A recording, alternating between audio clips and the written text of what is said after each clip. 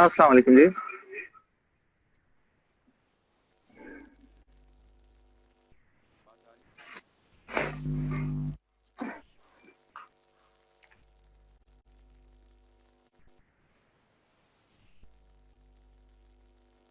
This is Dr. Harun Habib from the Biochemistry Department of Avicenna Medical College.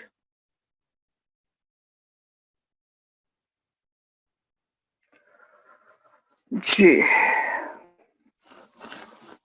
can everyone hear me and see the slides? Kindly respond.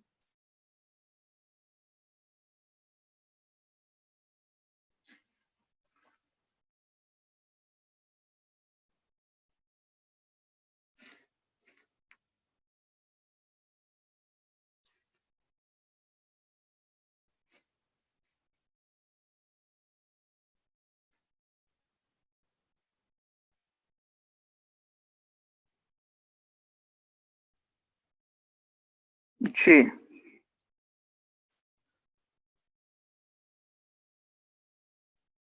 I think आवाज भी आ रही है और तस्वीर भी आ रही है आज।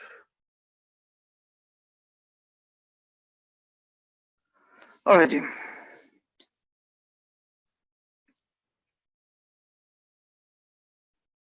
एक दफा मुझे कंफर्मेशन दे दें ताकि मैं शुरू करूं।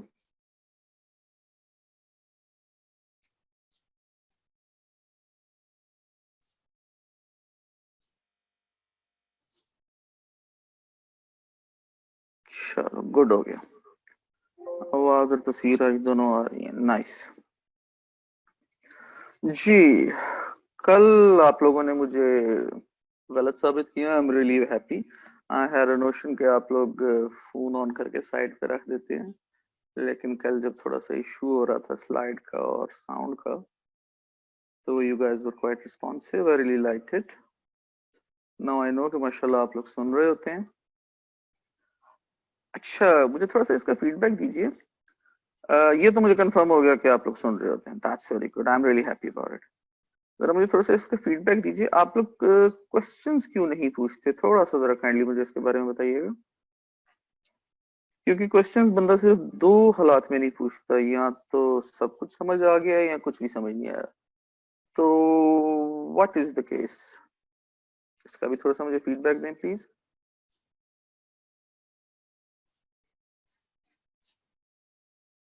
Come on waiting.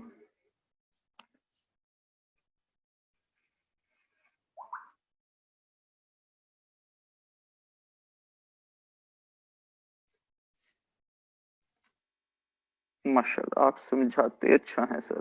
चलो, thank you very much for this point.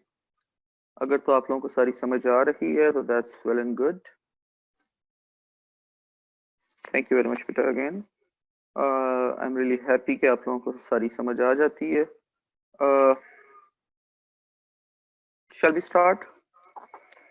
Alright.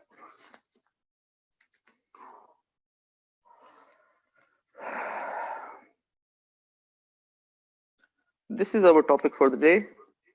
We are starting a new topic.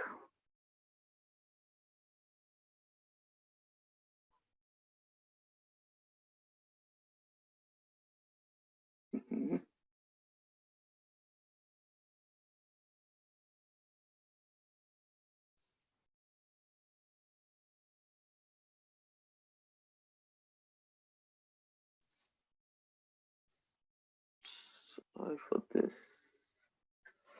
Let me get things settled my way. Yeah, now I'm settled. आज का हमारा topic biochemistry of endocrine system. ये जो endo है ये आप physiology में already पढ़ चुके हैं। हमारी ये सेकंड ईयर बायोकेमिस्ट्री का लास्ट टॉपिक है। You know a lot about endocrinology already. In this topic we will only discuss the biochemical aspects. हम इसके फिजियोलॉजिकल एस्पेक्ट्स या एनाटॉमिकल एस्पेक्ट्स को डिस्कस नहीं करेंगे। We will deal with the biochemistry only. ठीक हो गया जी?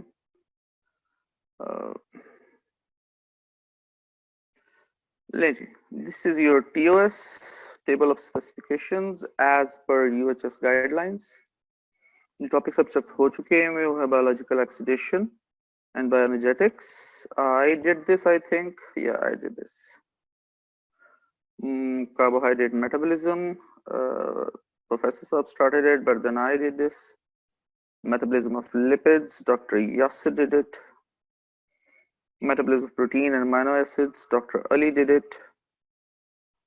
Metabolism of nucleotides, Dr. Zara and I shared this topic.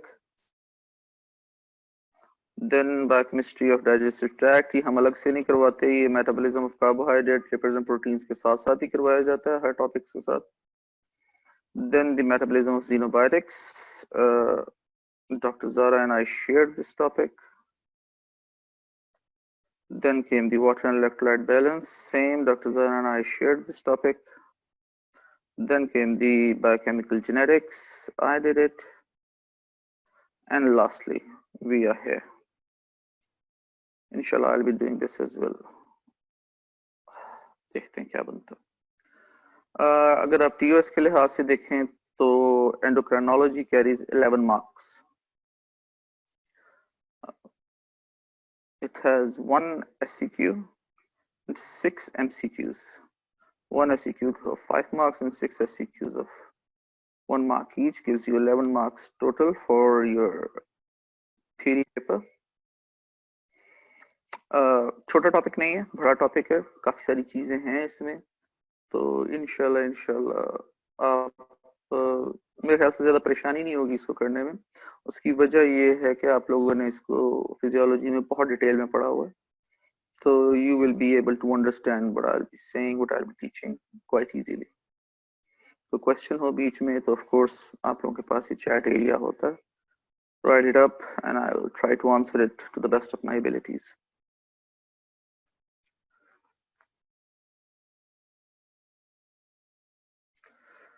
Alright ji, as usual, let's start with the UHS course curriculum जो हमारा TOS के अंदर हमें दिया गया हो.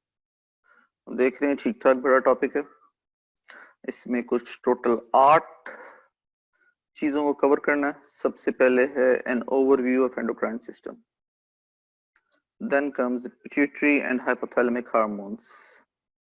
Then thyroid hormones. Then calcium regulating hormones. Adrenal cortical hormones and adrenal medullary hormones. Male and female gonadal hormones. And lastly hormones of pancreas. अगर वैसे इंपॉर्टेंस पॉइंट ऑफ व्यू से देखें तो ये पिट्यूटरी हार्मोन्स बहुत इंपॉर्टेंट होते हैं, ठीक है. Thyroid hormones are also important, so is calcium regulating. Adrenal cortical hormone, adrenal medullary hormone and male and female hormone ठीक है, मगर these are much more important than these. And lastly जो हमारे पास ये बच जाता है hormones of pancreas, these are the most important ones. इस वजह से कह रहा हूँ कि जब कोई बंदा पेपर बनाने बैठता है ना, तो ऑफ कोर्स डॉक्टर्स ही बनाते हैं आप लोगों का पेपर. अब तो ही और she will go with the hormones of pancreas. सबसे पहले वो इधर जाएगा. इंसुलिन है, ग्लूकागॉन है, दोनों इंपॉर्टेंट हार्मोन्स हैं. आपने कार्बोहाइड्रेट मेटाबॉलिज्म में देखे, लिपिड मेटाबॉलिज्म में देखे, इनका कितना ज्यादा रोल है दोनों का, तो जरा आसान हो जाता है इधर से question banana. Pituitary hormones, of course, clinical point of view से देखें तो lots of diseases are quite common in our clinical practice इसमें नजर आती हैं, ठीक है ना. थायराइड हार्मोन भी इसी तरह है. lots of disorders, especially goiter, बहुत कॉमन है आपकी हमारी क्लिनिकल प्रैक्टिस में. पाकिस्तान में वैसे भी काफी कॉमन है goiter. So this is just the whole syllabus. मैं इसको एक एक करके भी नहीं पढ़ रहा हूँ, it's quite a long one. इंशाल्लाह हर टॉपिक शुरू करने से पहले, क्योंकि इनको मैंने ये इसी तरह 8 टॉपिक्स में डिवाइड किया हुआ है, I have planned about 12 lectures in all for this topic of endocrinology.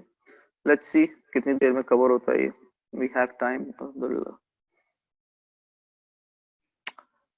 So this being the course curriculum, let's move on. आज हमने करना है ये पहला वाला, an overview of endocrine system, ठीक है. An overview of endocrine system. By my calculations, this will take about 2 lectures. today's and tomorrow's lecture. In this, we will cover a lot of topics, but as per UHS says, UHS का आपको पता मुझे अच्छा नहीं लगता ये तरीकाकार बताने का, लेकिन चलो हमने फॉलो तो करना ही है इसे. An overview of endocrine system entails classification of hormones based on their mechanism of action and chemical nature. ठीक है. Then mechanism of action of each class of hormones. जो classification करनी है उनका mechanism of action. Then general characteristics of various types of hormone receptors. ठीक है. Characteristics of various types of hormone receptors. Then types and action of various kinds of G protein in mediating the action of hormones. And then signal transduction pathways of various hormones. Lastly, types and role of various kinds of second messengers.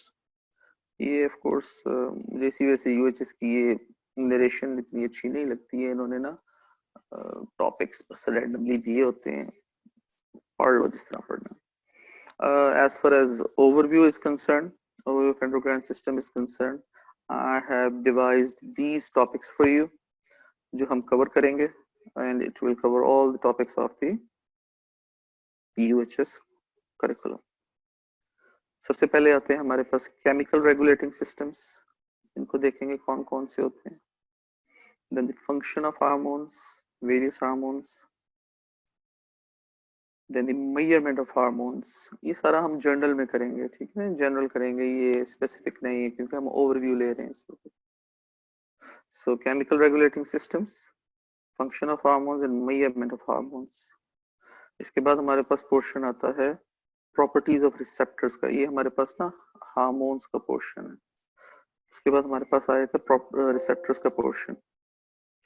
Properties of receptors, cell surface receptors, target cells and cell signalling.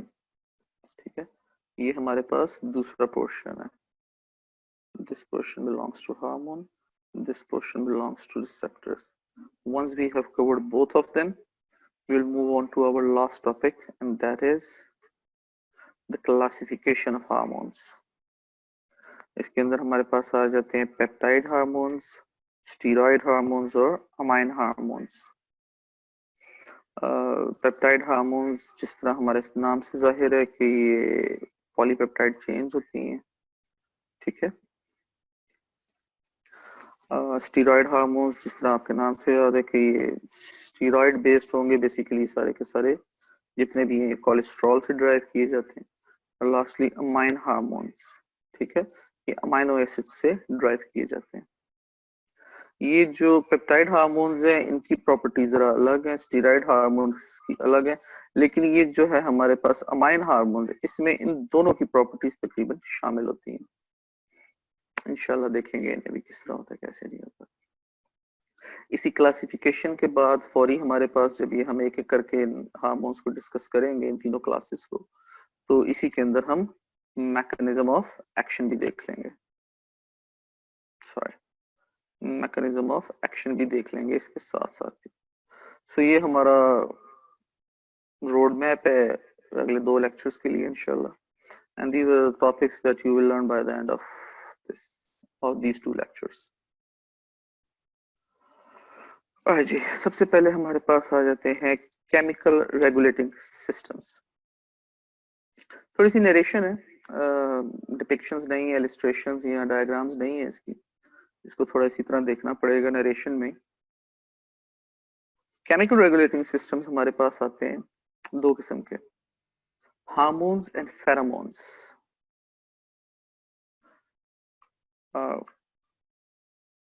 I hope कि आप लोगों को इनके बारे में पता हो.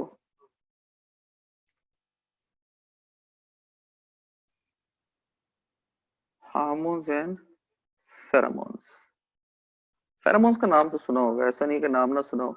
अगर एक्चुअली नहीं भी पता तो नाम जरूर सुना होगा इसका. इंशाल्लाह आज हम इसको देख लेंगे कि है क्या बदबला ये.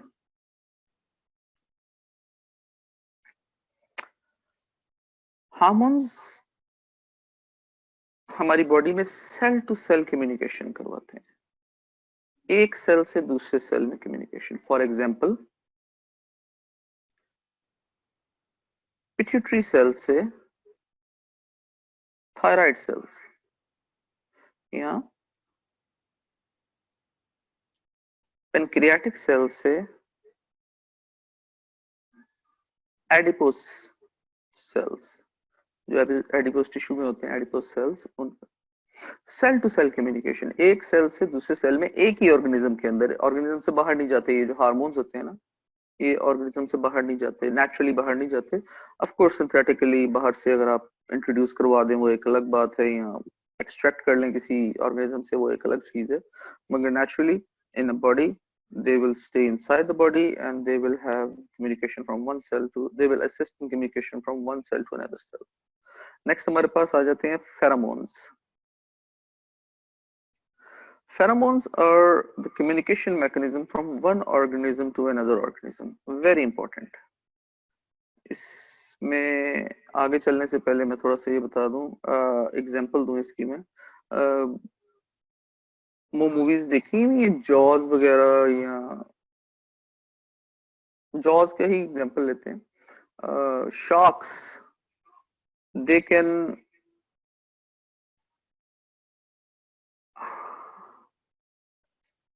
जस्ट सेकेंड, क्वेश्चन पूछा जा रहा है ये चैट में, मैं उसको देख लूं।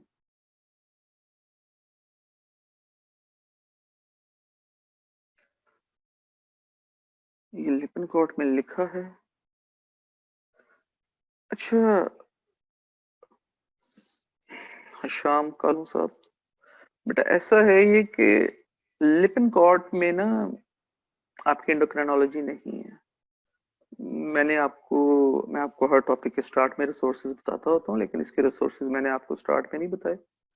दो वजूहत। पहली सबसे चीज तो वजह ये कि of course you not gonna study the books at the moment for this topic. I know it very well. आप लोगों का भी जेनेटिक्स का टेस्ट है, आप उसे देखेंगे, लेकिन फिर भी अगर किसी का देखने का दिल करता है तो ये आपकी हार्पर में दिए हैं। लिपन कॉट में एंडोक्राइनोलॉजी का चैप्टर नहीं है।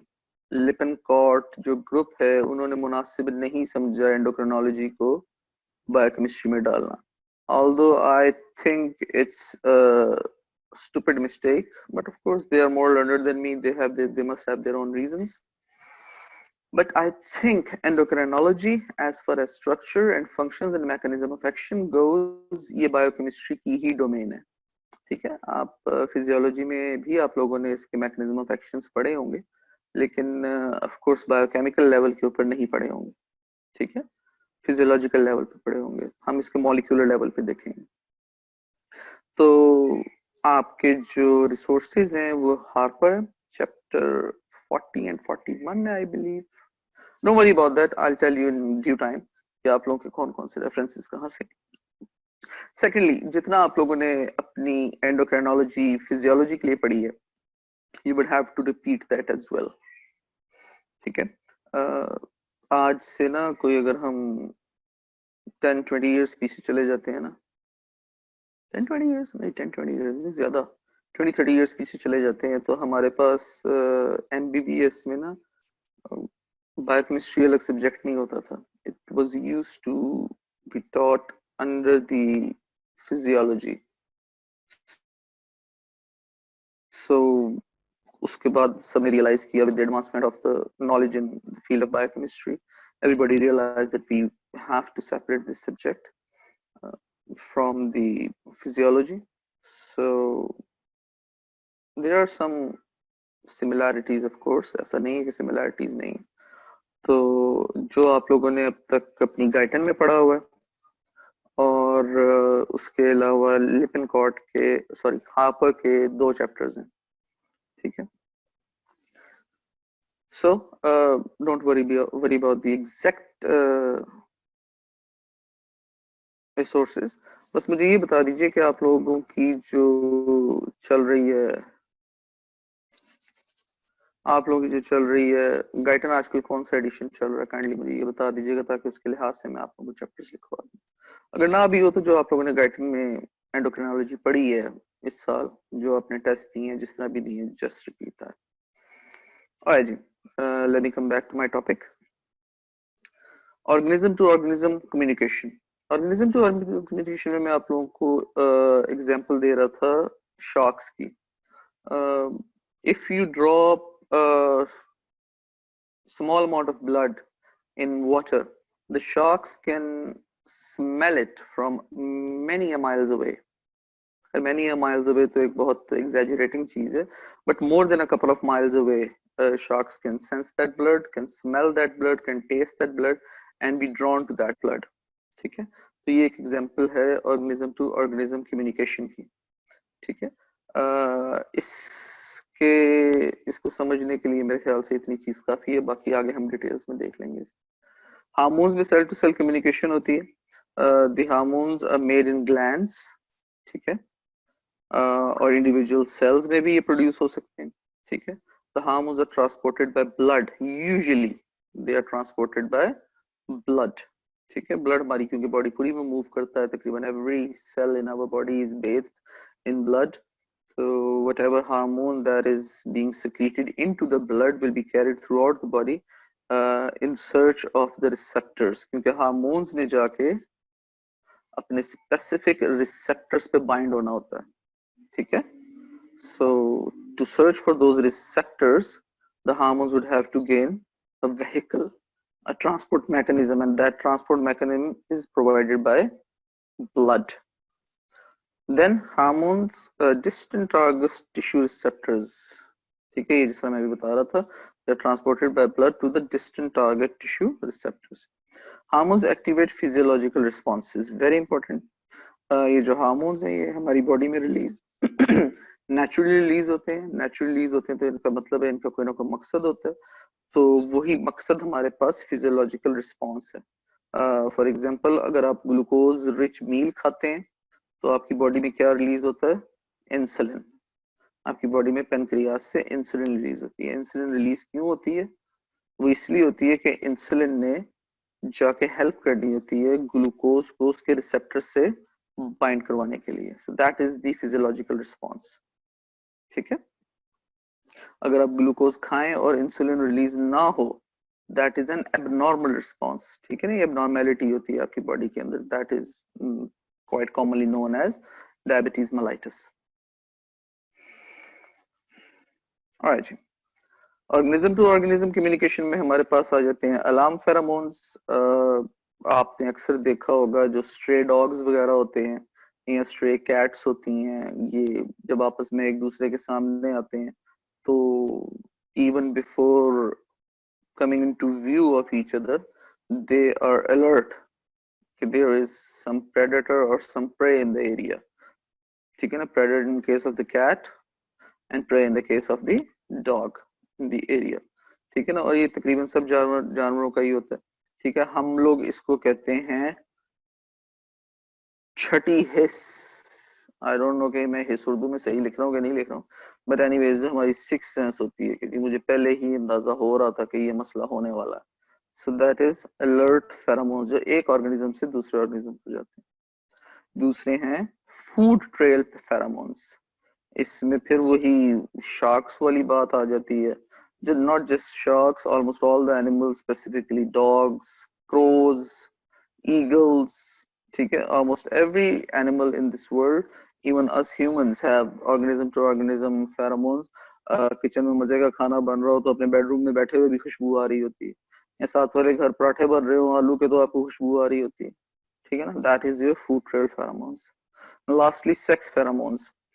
These pheromones are released from female to male and from male to female. ठीक है, ये कम्युनिकेशन करवाते हैं। and in animal kingdom this sex pheromone mechanism is utilized for mating. Almost every animal in this world release these sex pheromones to attract the opposite sex for the mating purposes. Alright जी, तो hormones और pheromones के अंदर फर्क पता होना चाहिए, पता चल गया होगा अब तक। I'm moving on.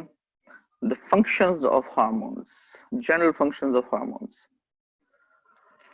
Alright, Hormones control the rate of enzymatic reactions. How does it happen? Hormones जिस तरह हमने पीछे भी पढ़े हैं इसकी टॉपिक्स के अंदर, पेप्टाइड हार्मोन्स हैं, हमारे पास स्टीरॉयड हार्मोन्स हैं, हमारे पास अमाइन हार्मोन्स हैं। ये सारे के सारे एंजाइमेटिक रिएक्शंस को कंट्रोल करते हैं। कैसे? By the production of enzymes and other proteins. ठीक है, यानी कि ये सारे के सारे पेप्टाइड हार्मोन हो गया, स्टीरॉयड हार्मोन हो गया, अमाइन हार्मोन हो गया, they would enhance the gene expression. All right, so they control the rate of enzymatic reactions. enzymes होंगे, प्रोड्यूस होंगे तो रिएक्शन होगा, एंजाइम्स प्रोड्यूस नहीं होंगे तो रिएक्शन नहीं होगा। ठीक है, this is not always the case, sometimes hormones themselves are enough, जिस तरह मैंने भी पीछे इंसुलिन की एग्जांपल दी है, sometimes they are enough to carry out a function, जिस तरह इंसुलिन का फंक्शन है कि वो ग्लूकोज को ग्लूकोज रिसेप्टर्स के साथ बाइंड करवाती है। ठीक है, sometimes hormones produced some enzymes जो रिएक्शंस को कैरी ऑन करवाते हैं फर्दर। ठीक है, जिस तरह अगर आप लोगों को याद होगा तो हार्मोन सेंसिटिव लाइपेज एक एंजाइम है। ठीक है, और ये प्रोड्यूस होता है in the absence of insulin and in the presence of glucagon. ठीक है, ये आप लोगों ने पढ़ा हुआ है लिपोलाइसिस के अंदर, लिपिड मेटाबॉलिज्म। नेक्स्ट हमारे पास आ जाता है फंक्शन हार्मोन्स का। the hormones control the transport of ions or molecules across the membrane। ठीक है, इसमें फिर मैं इंसुलिन की एग्जांपल ही दूंगा आपको, क्योंकि that is most familiar to you, कि ट्रांसपोर्ट ऑफ आयंस और मॉलिक्यूल्स को मॉनिटर करते हैं हार्मोन्स। ठीक है, नेक्स्ट हमारे पास आ जाता है hormones control the gene expression and protein synthesis. ये जिस तरह मैंने भी यहाँ पे बताया था, ठीक है, दैट इज हाउ कि हार्मोन्स जो है जीन एक्सप्रेशन और प्रोटीन सिंथेसिस को भी कंट्रोल करते हैं। एक्चुअली जीन एक्सप्रेशन की अगर बात करें तो प्रोटीन सिंथेसिस का पोर्शन होता है, क्योंकि gene expression is transcription plus translation, that is the gene expression, so translation is the protein synthesis. So these are the three basic functions। इसके अलावा हमारे पास हार्मोन क्या है? Hormones effects at very low concentration, even at low concentrations hormone will have a effect। ऐसा नहीं होगा concentration low है तो हार्मोन्स का effect नहीं होगा, बिल्कुल होगा। जैसे ही ये इंट्रोड्यूस होते हैं बॉडी में, जिसने आप लोगों को बताया था कि most of the hormones they get entry into the blood, and via blood they are transported throughout the body, so wherever the receptors of that hormone are present, they will exert their effects। Alright जी, next hormones bind to the target cell receptors। of course मैंने आपको पहले भी बताया है, दोबारा बता रहा हूँ, हार्मोन्स ने जाके वाया ब्लड अपने टारगेट रिसेप्टर्स पे अटैच होना है और फिर अपना एक्शन देना है। ठीक है, अगर रिसेप्टर नहीं होंगे तो एक्शन नहीं होगा। अगर हार्मोन्स ब्लड तक नहीं पहुंच सके तो रिसेप्टर तक नहीं पहुंच सकेंगे, एक्शन नहीं होगा। अगर हार्मोन प्रोड्यूस ही नहीं हुआ फिर तो गाली मुक गई ना, फिर तो रहने दो काम। ठीक है, lastly the half life of the hormones indicates the length of the activity। Half life का कॉन्सेप्ट है आप लोगों को? प्लीज मुझे चैट में बताइएगा, हाफ लाइफ का कॉन्सेप्ट है या इसमें थोड़ा टाइम लगाऊं?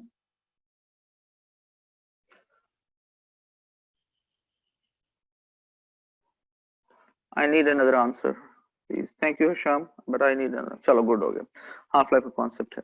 alright जी, आई एम मूविंग ऑन। अगर किसी हार्मोन की हाफ लाइफ ज्यादा है, ठीक है, तो उस हार्मोन का जो एक्शन है वो ज्यादा देर तक चलेगा। अगर किसी हार्मोन की हाफ लाइफ कम है तो उसका एक्शन कम देर तक चलेगा। ठीक है ना, जो हाफ लाइफ जिनकी ज्यादा होती है उन्हें हम कहते हैं लॉन्ग एक्टिंग हार्मोन्स, और जिनकी हाफ लाइफ कम होती है उन्हें हम कहते हैं शॉर्ट एक्टिंग हार्मोन्स। और जी, So to have a review, हमारे पास जो functions हैं hormones के, those are hormones control the rate of the enzymatic reaction, they control the transport of the ions and molecules, and they control the gene expression. Hormones can affect the body at very low concentration, and hormones bind to the target cell receptors,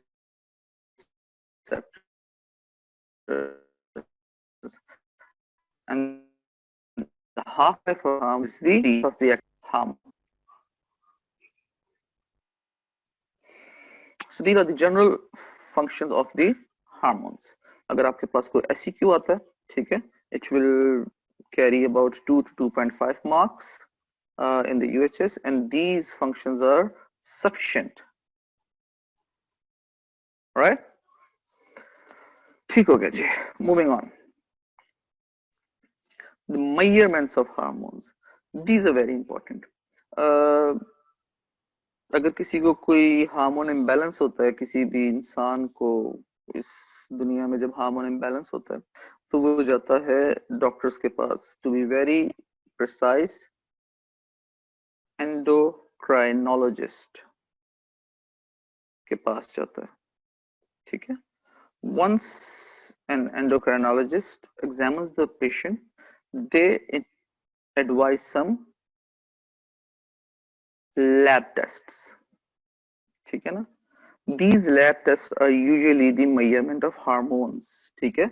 For example, अगर किसी बंदे को hypothyroidism है, ठीक है, और वो endocrinologist के पास गया है, तो वो उसको कहेगा भाई अपना TSH, thyroid stimulating hormone, T3 और T4 लेवल्स का टेस्ट करवा के आओ, ठीक है. यहाँ कोई बंदा डायबिटीज मेलाइटस से जाता है तो उसको क्या कहा जाता है, अपना HbA1c करवा के आओ. अच्छा, अभी एग्जांपल मैंने थोड़ी सी चेंज दी है आपको. HbA1c क्या है? हीमोग्लोबिन जिसकी जो अटैच हुआ है ग्लूकोज के साथ, ठीक है. अब यहाँ पे ना इंसुलिन को नहीं मेजर किया जाता, ठीक है. इंसुलिन को मेजर करना एक मुश्किल काम है, ठीक है. रियल टाइम में इसको मेजर नहीं किया जा सकता. उसकी कुछ वजूहात हैं, ये अगले 2 स्लाइड्स में इंशाल्लाह हमें नजर आ जाएंगी. इंसुलिन को डायरेक्टली मेजर नहीं किया जाता, मगर ऐसा नहीं है कि सारे ही हार्मोन्स मेजर नहीं होते. Most of the hormones can be measured, ठीक है. How can they be measured? It's quite interesting.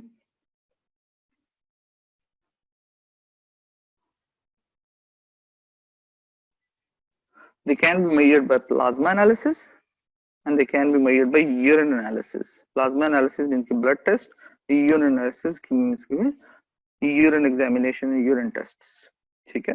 जो प्लाज्मा एनालिसिस है उसमें हमारे पास जो सैंपल होता है दैट इज ब्लड, और जो यूरिन एनालिसिस में हमारे पास यूरिन सैंपल होता है. ओके. प्लाज्मा एनालिसिस के लिए हमारे पास सिंपल सा है कि plasma analysis provides information at the time of sampling only and may not reflect the overall secretion rate. जिस तरह मैं अभी आपको बता रहा था ना कि इंसुलिन को डिटेक्ट करना जरा मुश्किल होता है. क्यों मुश्किल होता है? कि हमने खाना खाया है, उस वक्त इंसुलिन की सर्ज आती है. हम कार्बोहाइड्रेट रिच मील खाते हैं तो उस वक्त इंसुलिन की सर्ज आती है. अगर उसी वक्त आप ब्लड सैंपल लेते हैं तो आपके पास इंसुलिन की वैल्यू आएगी, और वो भी एग्जैक्ट नहीं आएगी क्योंकि ऑफ कोर्स सर्ज हो रही है, ठीक है. You actually don't know the, any doctor doesn't know the actual time कि किस सेकंड सबसे ज्यादा पीक पे होगा हार्मोन, ठीक है. अगर हमें ये ही नहीं पता कि किस टाइम पे सबसे ज्यादा पीक पे होगा, वी हैव एन आइडिया कि 30 to 45 मिनट्स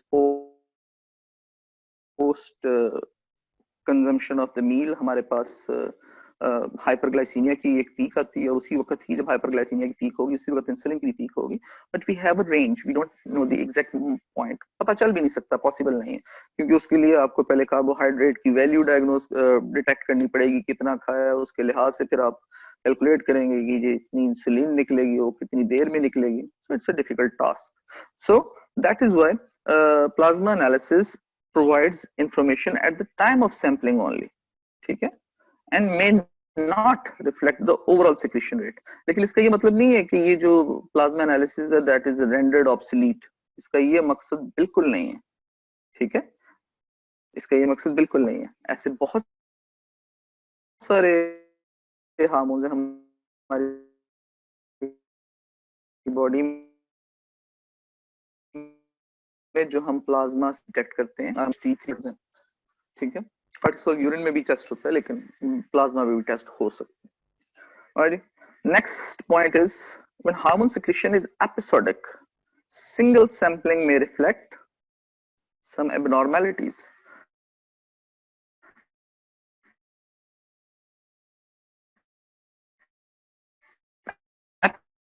एपिसोडिक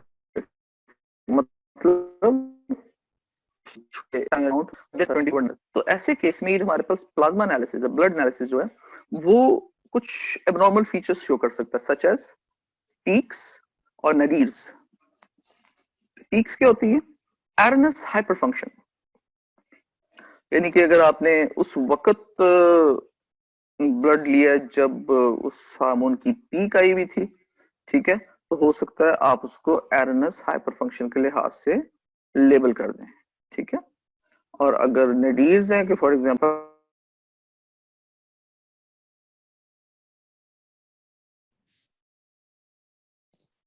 उस वक्त ये ब्लड सैंपल लिए जब हमारे पास एरनस हाइपर फंक्शन हुआ था, तो सॉरी उस वक्त ये, एक सेकंड जरा, let me switch this of, मगर मैं इसको अभी स्विच ऑफ करूंगा तो ये चला जाएगा। खैर एनीवेज लेट मी कंटिन्यू। जब आपने ब्लड लिया और उसकी हार्मोन की पीक थी बॉडी में, तो पॉसिबल है कि एरनस हाइपर फंक्शन आ जाए, आपको ये शो हो रहा हो कि ये जो हार्मोन है ये बॉडी में बहुत ज्यादा अमाउंट में मौजूद है इस वक्त। और ये भी पॉसिबल है कि जब आपने ये ब्लड सैंपल लिया तो आपकी बॉडी के अंदर उसकी पीक ना हो, उसकी डिप हो, ठीक है, this is peak here and this is dip here. इस पीक को हम पीक ही कह रहे हैं, इस डिप को हम नडीर्स कह रहे हैं, ठीक है। तो उस वक्त आपके पास जो वैल्यू आएगी दैट वुड शो एरनस हाइपोफंक्शन, ठीक है। ये होता है जहां पे एपिसोडिक रिलीज हो रही हो, ठीक है, जहां पे रेगुलर रिलीज ना हो रही। फॉर एग्जांपल इसकी बड़ी कॉमन एग्जांपल है ग्रोथ हार्मोन, ठीक है। ग्रोथ हार्मोन बॉडी में एक वक्त पे रिलीज नहीं होता, सबसे ज्यादा रिलीज होता है ये नाइट में व्हेन यू आर स्लीपिंग, ठीक है। और ऐसा नहीं है कि सिर्फ नाइट पे रिलीज हो रहा होता है, ये बाकी सारा दिन भी रिलीज होता है, लेकिन छोटे छोटे अमाउंट में रिलीज हो रहा होता है। तो अगर तो उसकी पीक के टाइम पे आपने उसे डिटेक्ट कर लिया तो आपके पास मसला आ सकता है, अगर आपने उसकी डिप के टाइम पे डिटेक्ट कर लिया तब भी मसला आ सकता है।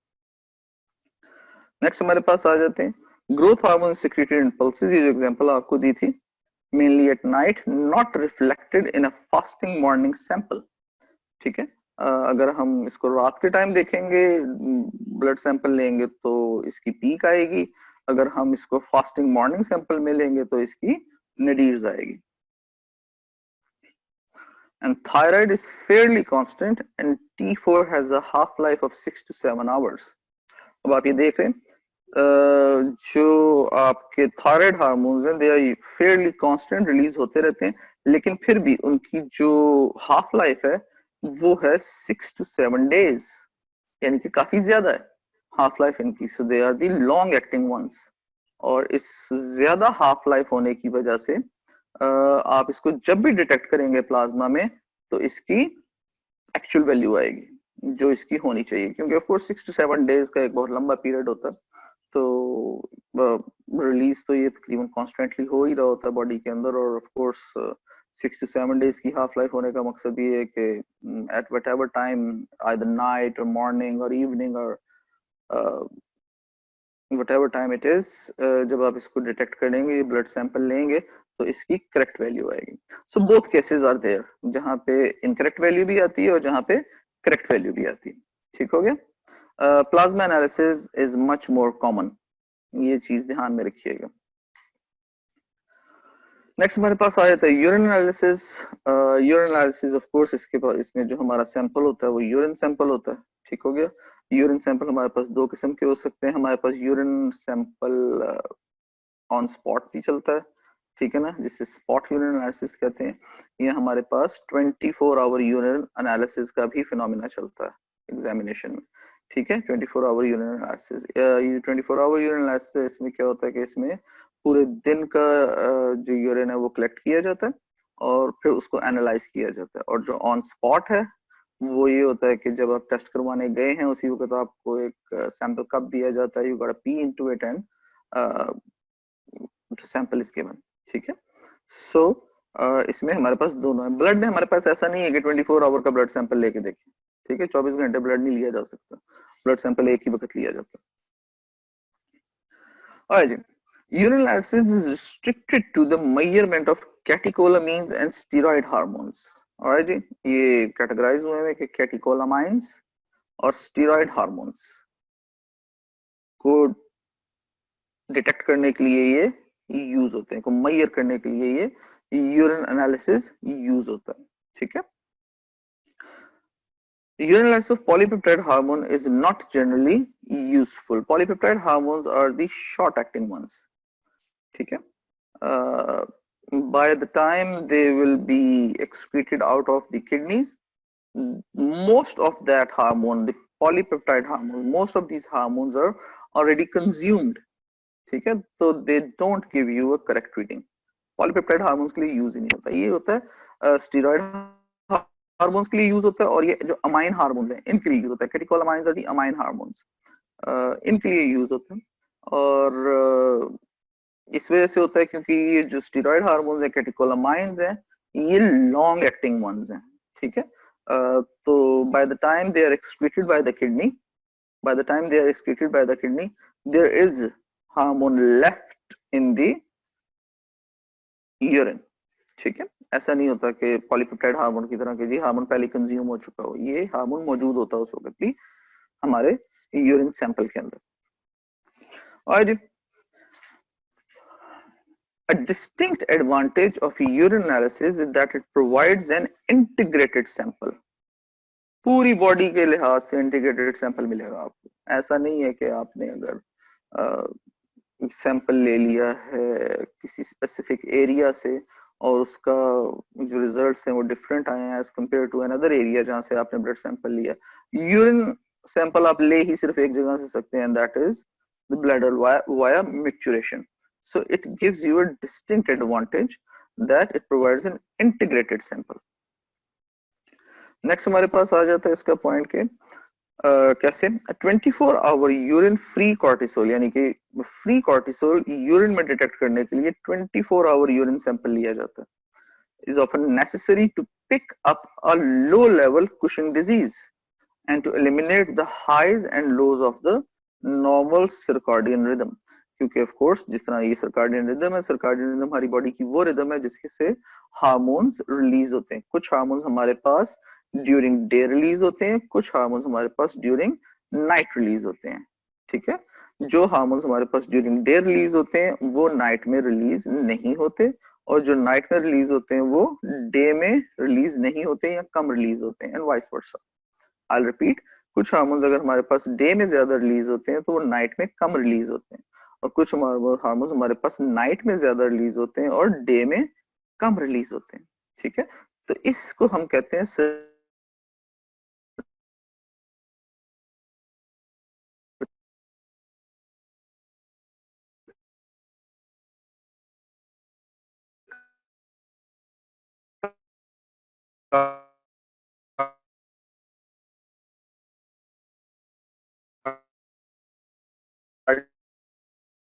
रिदम। वेरी इंपॉर्टेंट, सैंपल ले रहे हैं तो सर्काडियन रिदम का इस पे कोई इफेक्ट नहीं होगा, हमारे पास एक टोटल वैल्यू आ जाएगी कि भी कितना, फॉर एग्जांपल फ्री कॉर्टिसोल है तो वो कितना मौजूद था पूरे दिन में बॉडी में, ठीक हो गया जी। Alright, moving on. ऑलराइट जी, हार्मोन्स वाला ये पोर्शन हमारा थोड़ा सा कंप्लीट हुआ है। अब जरा रिसेप्टर वाले पोर्शन को देखते हैं। वैसे तो टाइम को खास नहीं रह गया, ये तो 2 की बजाय 3 लेक्चर्स में जाएगा, बट लेट्स सी क्या हालात बनते हैं। I'm gonna keep on going till I have 5 minutes left and then I'll ask for questions. Properties of receptors. Properties of receptors को देखने के लिए हमारे पास ये 2 पॉइंट्स हैं, हार्मोन स्पेसिफिसिटी और हार्मोन एक्टिविटी, ठीक है। लेकिन इनको भी देखने से पहले हमारे पास हम रिसेप्टर की डेफिनेशन देख लेते हैं। इंपॉर्टेंट चीज है यूक्यू आपका रिसेप्टर की definition. You must know the definition of receptor, viva में भी पूछी जाती है। अगर कोई ऐसा बंदा आ गया है एक्सटर्नल जिसका टॉपिक है, फेवरेट टॉपिक है एंडोक्राइनोलॉजी, तो उसने सबसे पहला क्वेश्चन ही मेरे ख्याल से आपसे ये पूछना है रिसेप्टर की definition. It's just my idea. So receptors are chemical structures composed of proteins that receive and transduce signals that may be integrated into biological system. So receptors are chemical structures composed of proteins or steroids that receive and transduce signals, and those signals may be integrated into biological systems. यानी कि हम ये protein या steroid hormones जो हैं हमारे, ठीक है, sorry my mistake, let me start over. मैं यहाँ पे उसको थोड़ा सा आप लोगों के लिए जरा मुश्किल कर गया हूँ। The receptors are the chemical structures. जो receptors होते हैं ये chemical structures होते हैं that are composed of proteins. For example, जो हमारे पास इंसुलिन रिसेप्टर्स हैं, ठीक है, वो प्रोटीन मेड है, ठीक है। Each and every receptor is protein made, ठीक है। ये प्रोटीन आती कहाँ से है? डीएनए से बनता है आरएनए, और आरएनए से बनती है प्रोटीन, ठीक है। तो ये प्रोटीन बेस्ड स्ट्रक्चर्स होते हैं, ठीक है। ये हो सकते हैं सेल मेम्ब्रेन पे, ये हो सकते हैं साइटोप्लाज्म में, ये हो सकते हैं न्यूक्लियस में, ठीक है। ये जो हमारे पास रिसेप्टर्स हैं ये सेल मेम्ब्रेन पे हो सकते हैं, ये हमारे पास हो सकते हैं साइटोप्लाज्म में, ये हमारे पास हो सकते हैं न्यूक्लियस में, ठीक है। और ये रिसेप्टर्स करते क्या है? दे रिसीव द सिग्नल्स को रिसीव करते हैं एक्स्ट्रासेलुलर फ्लूइड से, ठीक है। And they have the ability to transduce this signals further, आगे उसको ट्रांसड्यूस कर देते हैं। जो सेकंड मैसेंजर सिस्टम होता है हमारे पास, एक तरफ से सिग्नल लेकर दूसरी तरफ भेज देते हैं, ठीक है ना, and integrate them into the biological systems. A simpler definition is receptors are proteins that bind to ligands and cause responses. Ligands are, in this case, hormones are the ligands. जो हम पढ़ रहे हैं ना अभी एंडोक्राइनोलॉजी केस में, hormones हमारे पास ligands हैं। फिर वो एग्जांपल दूंगा इंसुलिन रिसेप्टर वाली। इंसुलिन एक हमारे पास लाइगेंड है, ठीक है, ये आके अटैच होगी इंसुलिन रिसेप्टर पे, ठीक है ना। और ये रिसेप्टर हमारे पास क्या है? एक प्रोटीन है, ठीक है। So this is a ligand and they come and attach themselves to the proteins, ठीक है। ये एग्जाम्पल चेंज भी हो सकती है। यहाँ पे हमारे पास इन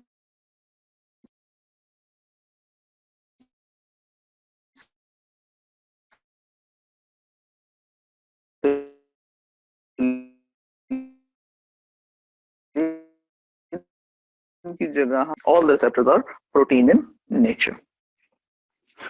That was the definition of proteins, sorry, receptors. Hormone specificity और हार्मोन एक्टिविटी तो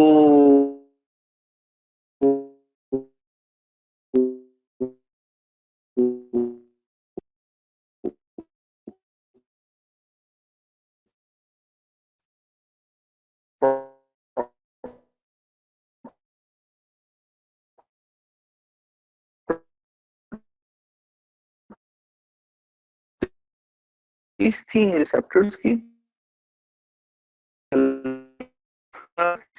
ठीक है। अगर किसी हार्मोन के पास थायराइड की जो थायरॉक्सिन है, थायरॉक्सिन के रिसेप्टर्स नहीं है, तो उन पे थायरॉक्सिन एक्ट नहीं कर सकती।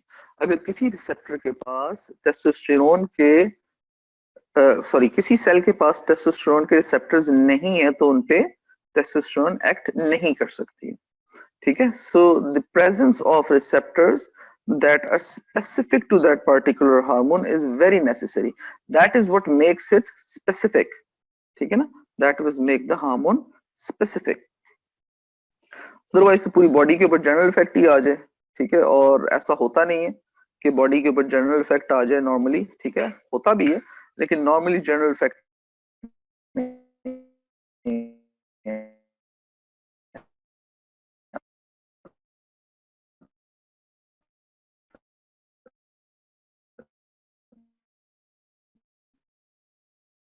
ठीक है। इसकी एग्जांपल हम ये समझ कहें कि जी ग्रोथ हार्मोन इक्वली एक्ट करता है पूरी बॉडी के ऊपर, तो ऐसा नहीं होता। The head circumference does not grow as much as the body.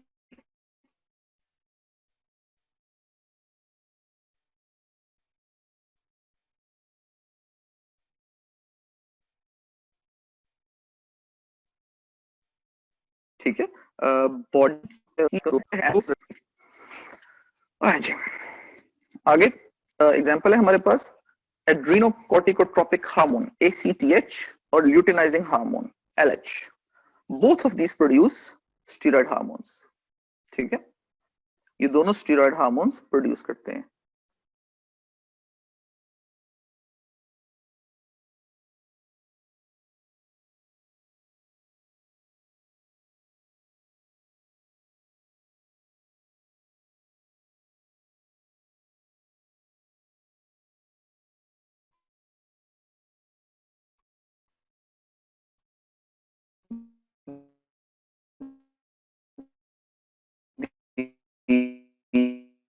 ACTH में पहुंचते हैं जहां पे रिसेप्टर मौजूद होते हैं specific to that particular hormone, तो वहां पे ये अपना एक्शन करते हैं, स्पेसिफिक एक्शन करते हैं, ठीक है।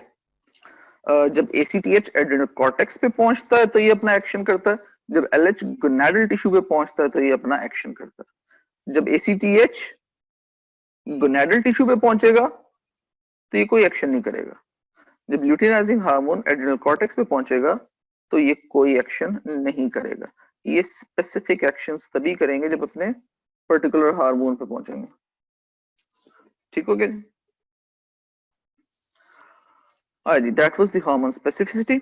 Now comes the hormone activity.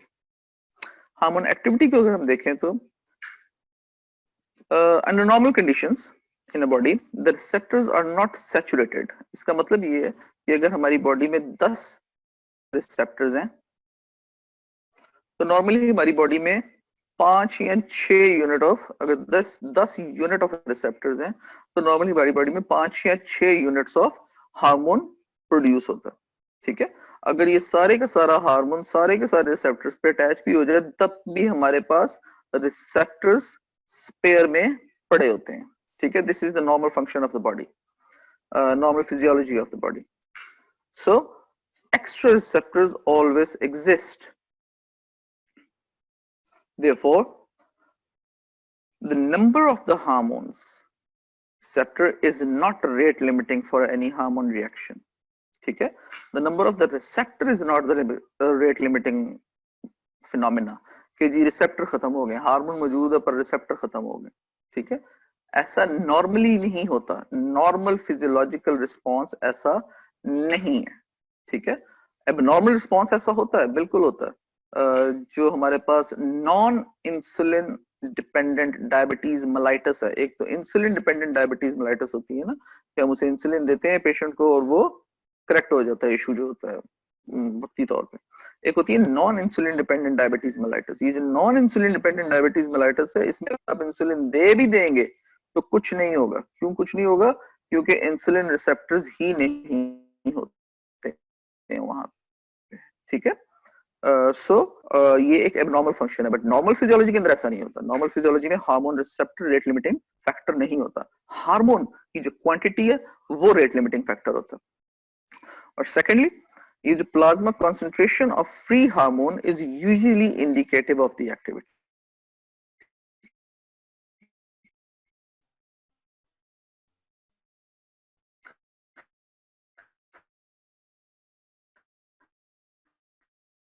कि जो प्लाज्मा ज्यादा होगी, अगर हार्मोन कम रिलीज हो रहा है तो एक्टिविटी कम होगी, ठीक है ना, क्योंकि रिसेप्टर्स जो है हमारी बॉडी में स्पेयर पड़े होते हैं। Alright, this is it for the properties of receptors. Our next topic that we will start tomorrow inshallah is the cell surface receptors. मजे की चीजें तो कल से शुरू होंगी, आज तो बस सीधा सीधा किया था। ये तीन किस्म के होते हैं: ion channel receptors, transmembrane receptors and receptors that are kinases और बाइंड काइनेजेस। ठीक है, ये इंशाल्लाह हम कल करेंगे। Tomorrow we have a lecture from 10 to 11. Inshallah we'll see it then. I have a couple of minutes left. If you have any questions, please go ahead, ask them away. अगर आप कोई फीडबैक देना चाहते हैं किसी किस्म का तो प्लीज दीजिए।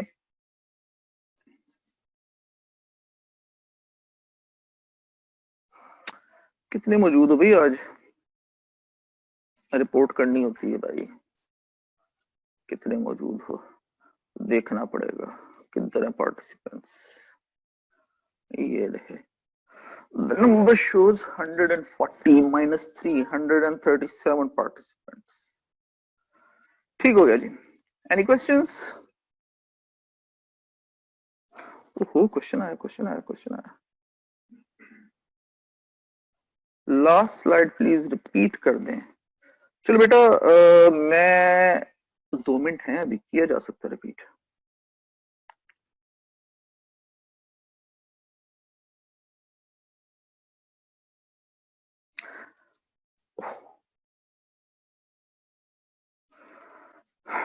Hormone activity, hormone activity detect करने के लिए, डिवाइस करने के लिए हमारे पास एक सिंपल सा फिनोमेना है। हमने दो चीजों को देखना है, क्योंकि पहले भी आप लोगों को बताया कि जो हार्मोन है उसने क्या करना है, उसने जाके अपने रिसेप्टर पे बाइंड करना है। ठीक है, लेकिन ये जो रिसेप्टर्स है ना, ये बॉडी में ज्यादा मौजूद होते हैं as compare to the capability of the body to produce the hormone. अगर 5 से 6 unit of hormone is produce in a body per day, तो हमारे पास जो रिसेप्टर्स होते हैं वो 10 यूनिट्स ऑफ रिसेप्टर्स पड़े होते हैं। ठीक है, तो अगर सारे का सारा हार्मोन रिसेप्टर पे बाइंड भी हो जाता है तो तब भी हमारे पास एक्स्ट्रा रिसेप्टर्स मौजूद होते हैं। ठीक है, so under normal conditions receptors are not saturated, that is extra receptors always exist. Therefore हम ये reduce कर सकते हैं कि the number of the hormone receptors is not rate limiting for the hormone action. What rate limits the rate of the hormone action?